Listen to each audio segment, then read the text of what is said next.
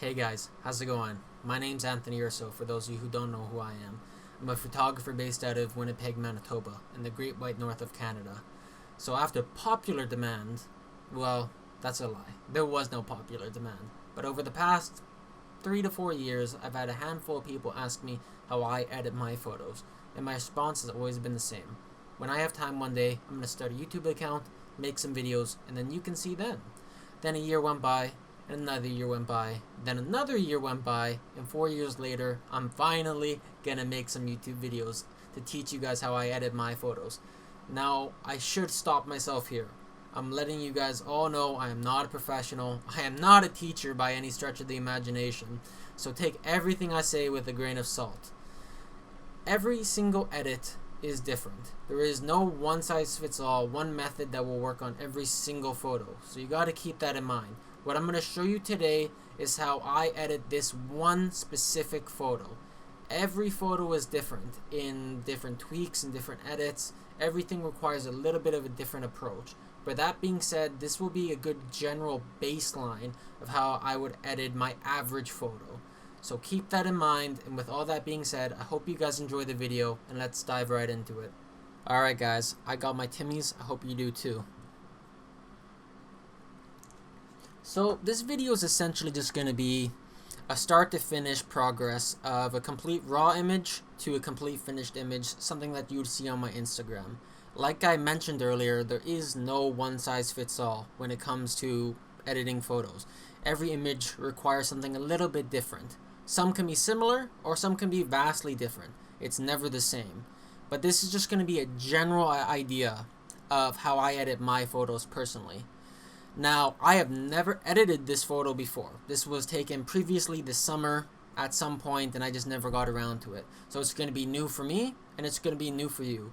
So I guess let's just dive into it. So typically, I like to start with my my exposure. So I usually just boost the heck out of my shadows. I bring up the blacks. I bring the highlights down.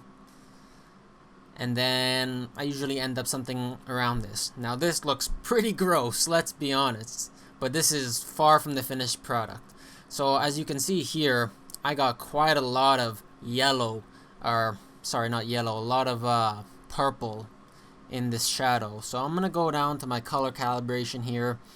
And I'm going to start tweaking it. So I'm going to move this blue primary over a bunch. See how that looks. Move the green primary over.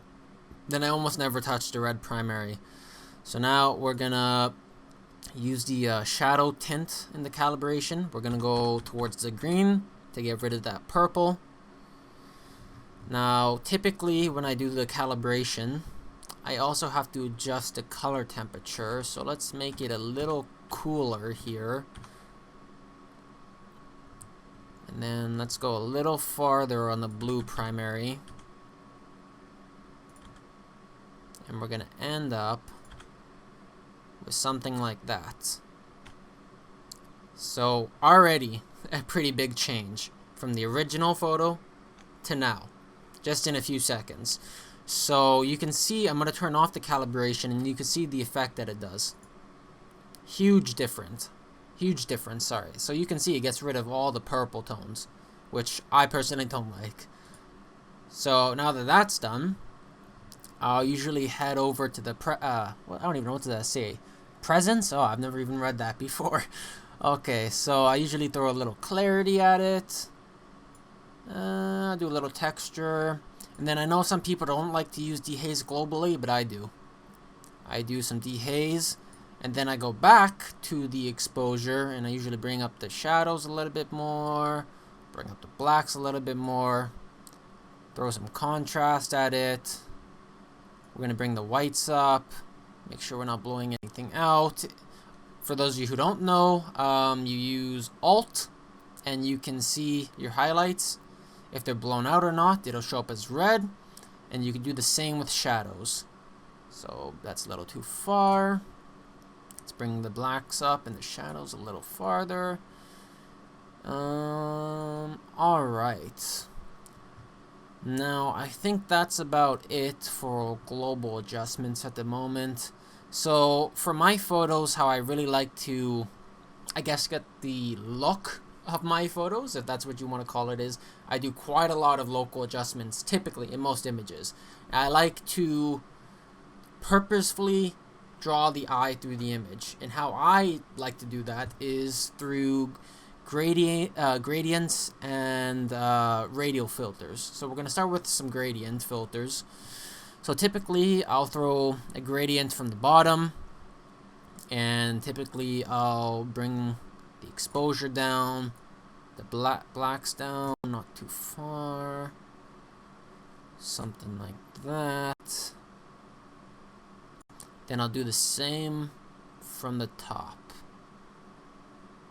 Bring the exposure down a little farther, bring the blacks down. Then I'm actually going to adjust the temperature to make it a little warmer and throw some purple in there.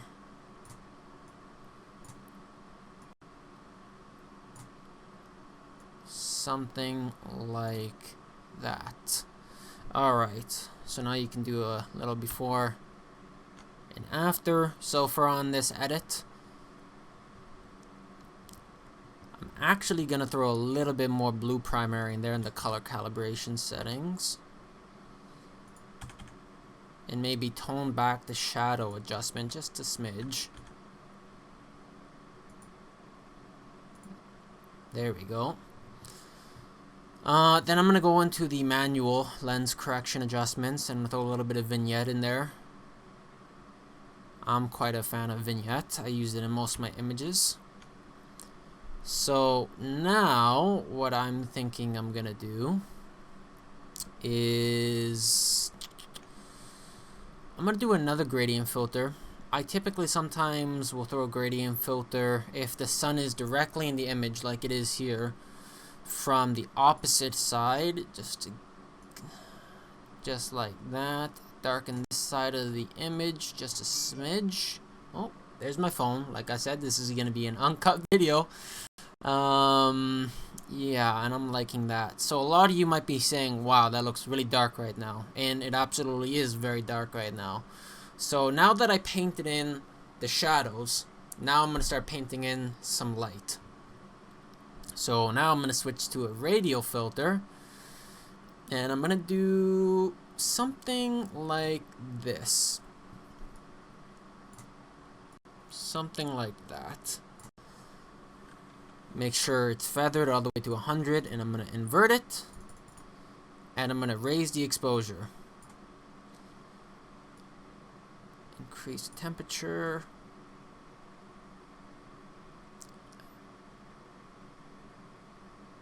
Get rid of some of those purples from the sun flare. Raise the temperature. Let's do a little bit of negative dehaze. Some whites. Some little bit of saturation. And now we're starting to brighten up the image again. So you can see the difference it makes. I'll just turn it off and back on. So now we're really starting to paint some light across this scene. So I'll probably throw another one on it actually. Something like this. Make sure it's inverted like usual. Feather to 100. I'm going to throw some more negative dehaze at it just to really make it pop. Increase the temperature. Saturation. Some whites. Just to make that sun really stand out like it's a big sun flare.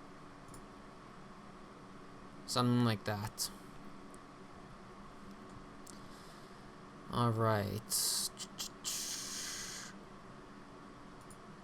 Now I'm gonna go way in on the city actually and do some more local adjustments. I don't do this on all my photos, but I think this picture calls for it. So I'm gonna go way in here. We're cropping way in, and I'm gonna get the brush tool. I'm going to turn the flow all the way up, turn the feather down to almost nothing.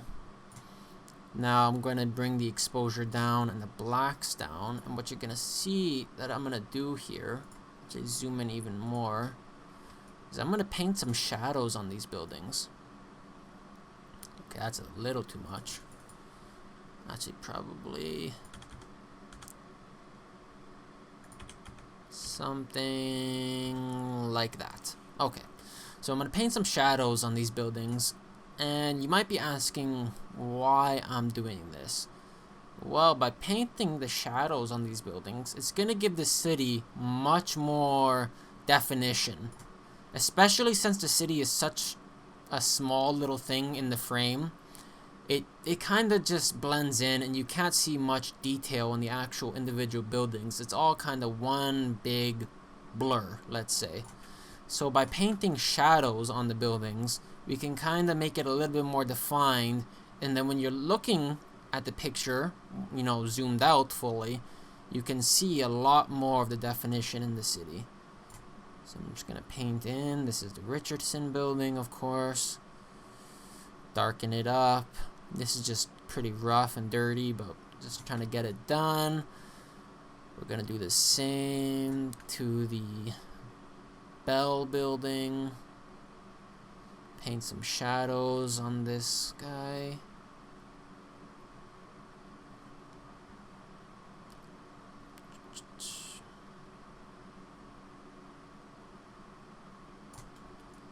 Gonna do it to this building.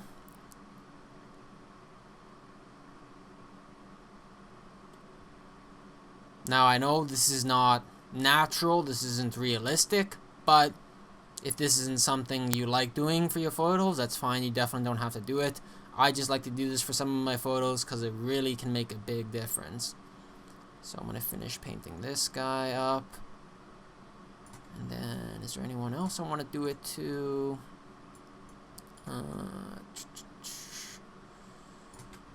Let's erase a little bit too much there. Let's bring it back just a bit. And let's zoom out and see if you can tell a difference. So that's a little too far. Something like that. Now look at the difference. You can see a lot more definition in the building. The individual those buildings stand out a lot more now compared to what they used to be. So if we turn off the brush tool, it makes a big difference. So some of you might not like that, and some of you might like that. It's just personal preference, really. So I'm pretty happy with where this image is looking so far. I think we might just touch the HSL panel here quickly, mess around with that. I like my yellows and my oranges to have a distinct difference. So I actually am going to bring my yellows a little bit towards the green. Bring them towards the green just to make them more defined. Then I'm actually going to bring the oranges a little to the red side. And then bring my reds even farther to the red. Something like that. Maybe throw a little saturation in the yellows. Yeah, I like how that looks. Alright.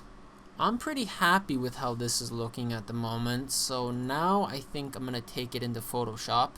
I guess I should have mentioned at the beginning of this video, but right now I'm editing in Lightroom Classic, and I also edit in Photoshop. So I start in Lightroom, and now we're gonna head over to Photoshop. So just Control E, and that should just automatically head over to Photoshop. Boom, here it is. So I don't do a ton of work in Photoshop. It's just gonna take a quick Timmy's break here. Alright, so I don't do a ton in Photoshop. I just mainly mess with the color a little bit more in Photoshop. So we're gonna add a color balance adjustment here, and these I typically stick around the same values for. So these you could actually replicate on multiple images. So I'll typically do around +3 blue in the shadows, -1 in the cyan, is typically a good baseline to start. You can see the difference there.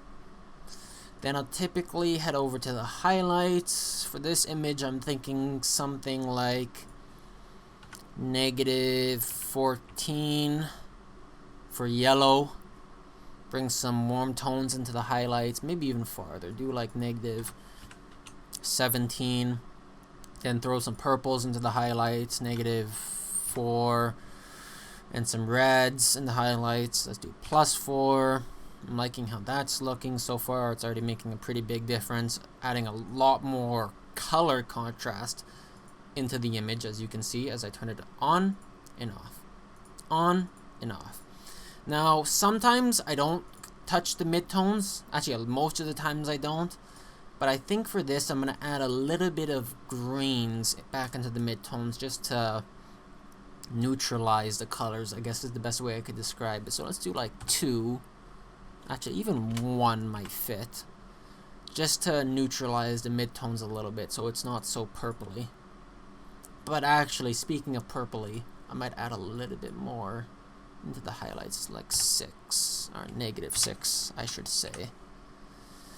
And then go back to the midtones and make it 2, and I'm pretty happy with that. I think we're gonna add a little bit more blue into the shadows, maybe like 5. And now I'm pretty happy with how that's looking.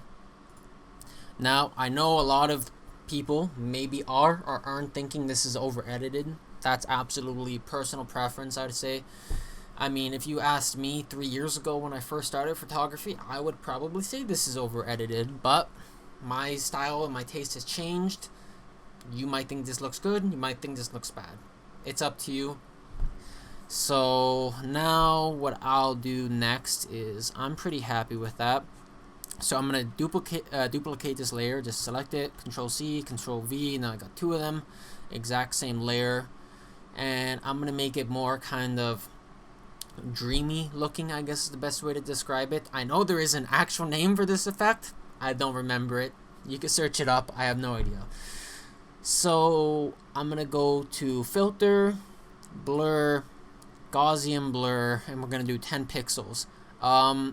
Depending on the resolution of your camera, it's gonna differ. 10 pixels might be lots or it might be less.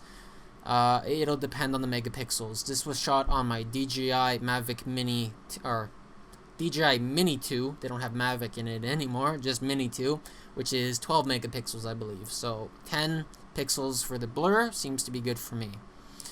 Then I'll go over to adjustments, brightness and contrast. Add a bunch of brightness, a bunch of contrast into it. You might be saying, wow, that looks horrible, and yes it does.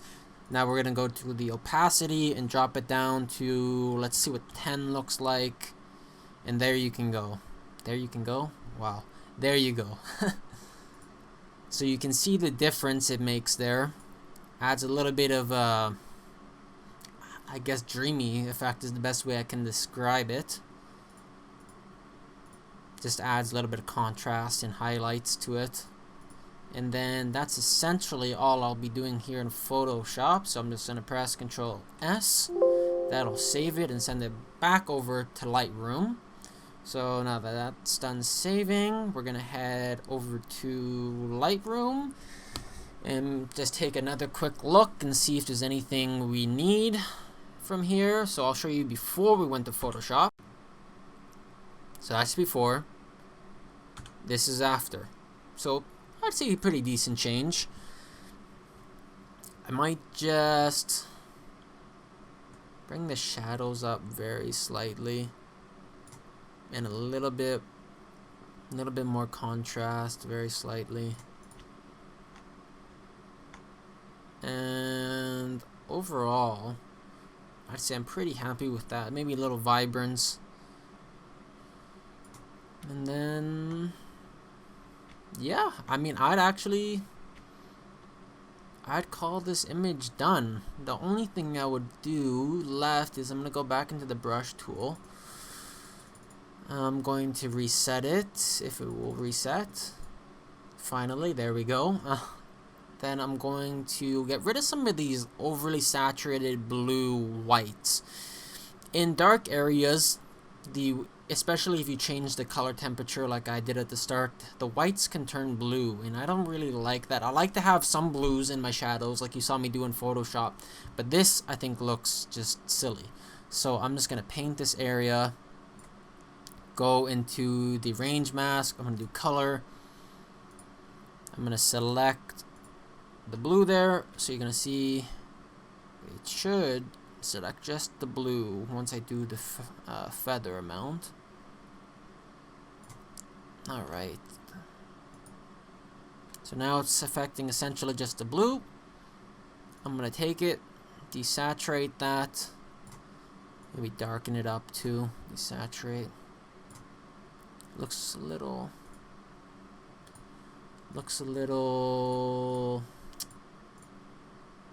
there we go, greenish. So I'm gonna add a little purple just to make it match their surroundings a little bit better.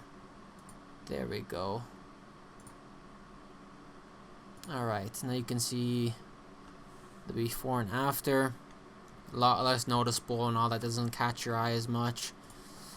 Let's just paint a little over here, because we missed some. Paint it over there, because that looks no good. A little spot right there. Alright. Now, I think that's going to be it for final adjustments. And yeah, I would actually call that edit complete. So now pretty much from here, I would just go out and export it, send it to my phone just via email, and that would essentially be it.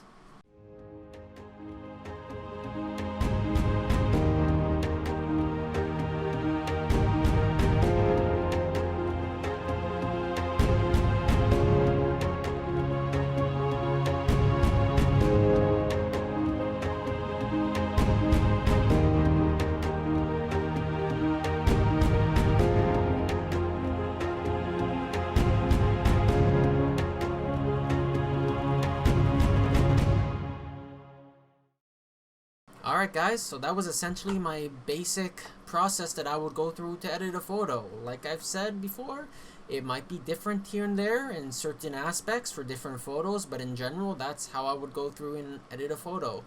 So I know it wasn't super in-depth. Like I said, I'm not a teacher, I'm not a professional. I just have had people in the past ask me how I edit my photos, so I wanted to make this little video for you guys.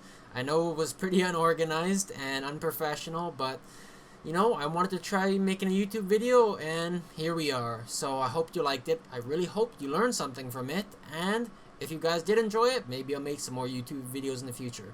I'm Anthony Urso, and thank you so much for watching.